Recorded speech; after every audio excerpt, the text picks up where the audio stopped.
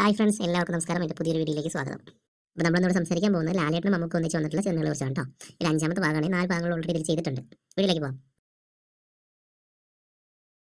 Dennis Joseph സംവിധാനം ചെയ്ത 1988 പുറത്തിറങ്ങിയ ചിത്രമായിരുന്നു മനുവെങ്കിൽ. മമ്മൂക്കയും ലാലേട്ടനും ഒരുമിച്ച് വന്ന ചിത്രം എന്ന് പറയുന്നത് അവർക്ക് കോംബോ ഈ ചിത്രത്തിലില്ല. കാരണം ലാലേട്ടനായിട്ടും മമ്മൂട്ടി മനുവെങ്കിൽ എന്ന് പറയുന്ന കേന്ദ്ര കഥാപാത്രമായിട്ടാണ് വരുന്നത്.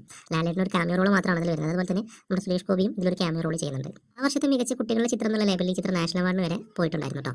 ചിത്രം സൂപ്പർ ഹിറ്റ് ആയിരുന്നു. കുട്ടികളുടെ പ്രകടനം മികച്ചതായിരുന്നു. ജോഷി സംവിധാനം ചെയ്ത് 1990 പുറത്തിറങ്ങിയ ചിത്രമായിരുന്നു നമ്പർ 20 മദ്രാസ് മെയിൽ. ഈ സിനിമ കഥ നടക്കുന്നത് നമ്പർ 20 മദ്രാസ് മെയിൽ എന്ന് പറയുന്ന തീവണ്ടിക്കകത്ത് വെച്ചിട്ടാണ് നടക്കുന്നത്. ടോണി കുരിശിങ്കൽ എന്ന കഥാപാത്രമായിട്ടായിരുന്നു ലാലേട്ടൻ ചിത്രത്തിൽ അഭിനയിച്ചത്. മമ്മൂട്ടി ഈ സിനിമയിൽ മമ്മൂട്ടിയായിട്ട് തന്നെയാണ് വരുന്നത്. ഒരു തീവണ്ടിയും അതിൽ യാത്ര ചെയ്യുന്ന ആളുകളും അവിടെ സംഭവിക്കുന്ന ചില സംഭവവികാസങ്ങളാണ് ഈ ചിത്രം സംസാരിച്ചിരുന്നത്. ഒരു കംപ്ലീറ്റ് കോമഡി സസ്പെൻസ് ത്രില്ലർ, അങ്ങനെ വേണമെങ്കിൽ ഈ ചിത്രത്തെ നമുക്ക് വിലയിരുത്താം. ചിത്രം സൂപ്പർ ഹിറ്റ് ആയിരുന്നു.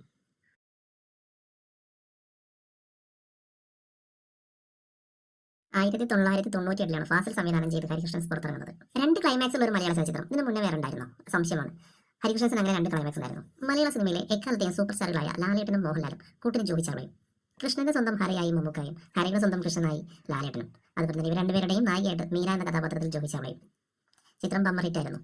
മോഹിനി വർമ്മ എന്ന തന്റെ അദൃശ്യയായ കാമുകിയെ തിരിഞ്ഞു വരുന്ന ഗുപ്തൻ എന്ന ചെറുപ്പക്കാരന്റെ കൊലപാതകമായി ബന്ധപ്പെട്ടിട്ടാണ് ഈ ചിത്രം മുന്നോട്ട് പോകുന്നത്. വളരെ യാദൃശ്യമായി ഗുപ്തൻ കൊല്ലപ്പെട്ട കേസ് ഹരികൃഷ്ണൻസ് അസോസിയേഷൻ അന്വേഷിക്കേണ്ടി വരുന്നു. തുടർന്നുള്ള സംഭവവികാസങ്ങളാണ് ചിത്രം പറയുന്നത്. ഒന്നിനൊന്നും മികച്ച പ്രകടനമായിരുന്നു ലാലേട്ടന്റെയും മമ്മൂക്കിന്റെയും ഭാഗത്തു നിന്ന് ഈ ചിത്രത്തിലുണ്ടായിരുന്നത്. പൂവള്ളി ഇന്ദുചൂടൻ ലാലേട്ടന്റെ എക്കാലത്തെയും മികച്ച ഒരു മാസ കഥാപാത്രം. ഷാജി കൈലാസ് സംവിധാനം ചെയ്ത് 2000-ലാണ് ചിത്രം പുറത്തിറങ്ങുന്നത്. മണപ്പള്ളി മാധവൻ നമ്പ്യാർ മുൻകാല വൈരാഗ്യം തീർക്കാൻ വേണ്ടി മാറഞ്ചേരി കരുണാകര മേനോന്റെ മകനായ ഇന്ദുചൂടനെതിരെ, അതും സിവിൽ സർവീസ് പരീക്ഷയിൽ 1ാം റാങ്ക് നേടി ഇന്ദുചൂടനെ ഒരു കള്ളക്കേസ് ഉണ്ടാക്കി അകത്താക്കുന്നു. ആ കേസ് എന്ന് പറയുമ്പോൾ ഒരു കൊലപാതക കേസായിരുന്നു. ജയിലിൽ പോയ ഇന്ദുചൂടൻ 6 വർഷങ്ങൾക്ക് ശേഷം തിരിച്ചു വരുന്നു. തുടർന്നുള്ള കഥാസന്ദർഭങ്ങളാണ് നരസിംഹ എന്ന സിനിമയിൽ ഷാജി കൈലാസ് വിവരിക്കുന്നത്. കഥയുടെ ഒരു ഘട്ടത്തിൽ മാറഞ്ചേരി കരുണാകര മേനോൻ ഒരു കൊലപാതക കുറ്റത്തിന് ജയിലാവുന്നു. എന്നാൽ അതും ശത്രുക്കൾ ഉണ്ടാക്കിയ കള്ളക്കേസായിരുന്നു. ഈ ഘട്ടത്തിൽ ഇന്ദുചൂടനെ സഹായിക്കാൻ വരുന്ന മാരാർ എന്ന് പറയുന്ന വക്കീലായിട്ടാണ് മമ്മൂക്ക ചിത്രത്തിൽ വരുന്നത്. മമ്മൂക്ക ഒറ്റ സിനിമയിൽ കയ്യിൽ വാങ്ങിപ്പോയി.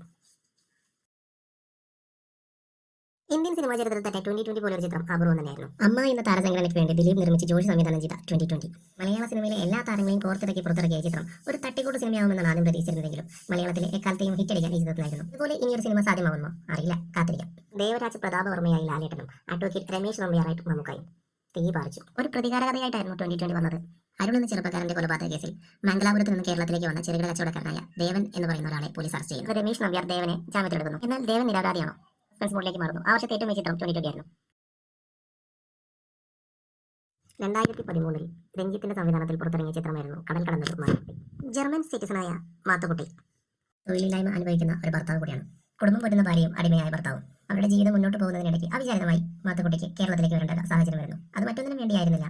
ജർമ്മനിയിലെ ഒരു ഇവന്റിന് വേണ്ടി മലയാള സിനിമയിലെ താരങ്ങളെ ക്ഷണിക്കുവാൻ വേണ്ടി ജർമ്മൻ സംഘടന അദ്ദേഹത്തെ കേരളത്തിലേക്ക് വിടുകയായിരുന്നു. തുടർന്ന് അദ്ദേഹം താരങ്ങളെ ക്ഷണിക്കുവാൻ വേണ്ടി അമ്മ സംഘടന നടത്തുന്ന ഒരു പ്രോഗ്രാമിന്റെ റിഹേഴ്സൽ ക്യാമ്പിലേക്ക് അയച്ചിരിക്കുകയാണ്. അവിടെ നമുക്ക് ലാലേട്ടനെ കാണാൻ കഴിയുന്നത്. ലാലേട്ടനായിട്ട് തന്നെയാണ് ചിത്രത്തിൽ വരുന്നത്. അതുപോലെ മമ്മൂക്ക ഡബിൾ റോളിലും മമ്മൂട്ടിയായിട്ടും മാത്തുക്കുട്ടിയായിട്ടും. ചിത്രം ഒരു ആവേശമായിരുന്നു.